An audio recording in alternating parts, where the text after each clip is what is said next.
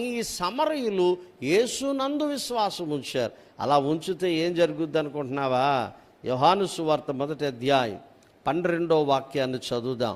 వారు దేవుని పిల్లలుగా కన్వర్ట్ అయిపోయారండి. చూద్దాం 1వ అధ్యాయం 12.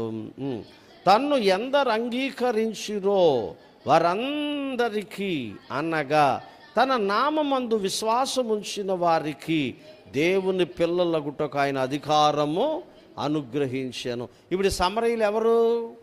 దేవుని పిల్లలు. నేను మాట చెప్పనా, మనం అందరినీ దేవుడే సృష్టించాడు. కానీ సృష్టించిన వాళ్ళందరూ దేవుని పిల్లలు కాదు. యేసునందు విశ్వాసం ఉంచే వాళ్ళే దేవుని పిల్లలు అవుతారు. అందరినీ దేవుడే సృజించాడు. అందరినీ ఈ లోకాన్ని పంపించింది యేసు ప్రభువే. కానీ అందరూ దేవుని పిల్లలు ఎవరు? యేసును ఎవరైతే విశ్వసిస్తారో, క్రీస్తుని ఎవరైతే విశ్వసిస్తారో వారు మాత్రమే దేవుని పిల్లలు. మీరు చెప్పండి, యేసు ప్రభు మీద నీకు విశ్వాసం వచ్చిందా? ఒక ఆమె బయలుదేరుతుంది, ప్రభువా నేను బయలుదేరుతున్నాను, నాకు తోడుండు నాయన, నీ పరిశుద్ధ బంగారు దేవదూతలను ఏం చేయాలా? కాపలా పెట్టు ప్రభు అంటుంది. తుమ్మితే మళ్ళీ ఇంట్లోకి వస్తుంది. అంటే ఆమె విశ్వాసి కాదు. ఎదురు చూసేవారు, తుమ్ములు పట్టించుకునేవారు, ముహూర్తాలు చూసేవారు, వీళ్ళందరూ లోకస్తులు తప్ప యేసునందు విశ్వసించిన వాళ్ళు కాదు.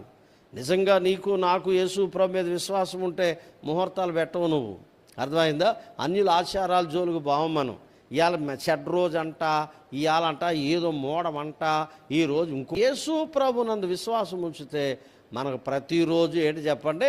మంచి రోజే.